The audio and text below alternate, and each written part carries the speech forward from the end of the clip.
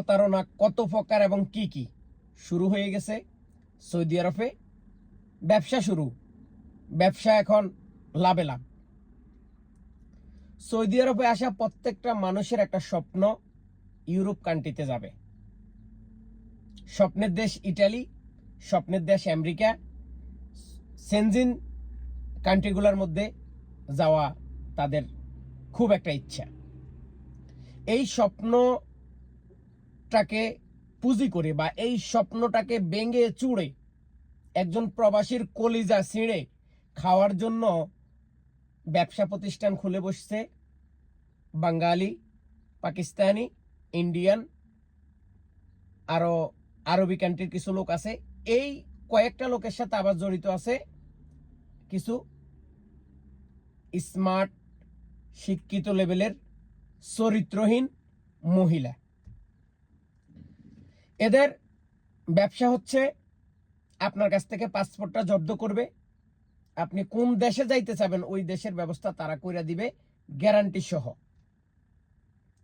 সর্বপ্রথমে আপনার কাছ থেকে 3000 রিয়াল নিবে।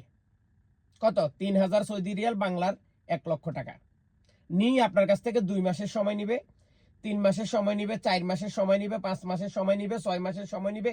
1 বছর শেষ হয়ে যাওয়ার পরে বলবে এই পর্যন্ত 10টা কান্ট্রিতে অ্যাপ্লাই করছি, তুমি শালা একটা রাম ছাগল, তোমার ভাগ্য খারাপ, তোমার কারণে আমাগো নিজগো 2 লক্ষ রিয়াল বা 1 লক্ষ বাংলার টাকা, সৌদি আরবের 5000 রিয়াল 10,000 রিয়াল নষ্ট হয়েছে, সেই টাকা দিয়ে যাও, তারপরে তোমার পাসপোর্ট পাইবে, না হলে পাসপোর্ট দিব না।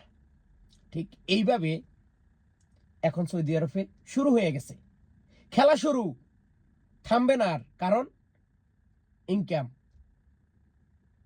প্রত্যেকটা প্রবাসীকে আমি একটা কথাই বলবো, সৌদি আরব থেকে আপনি কোনো ইউরোপের দেশে যাওয়ার জন্য কোনো বাঙালি, হিন্দি, ইন্ডিয়ান কোনো ট্রাভেল এজেন্সির কাছে পাসপোর্ট জমা দিবেন না, আপনি প্রতারিত হবেন।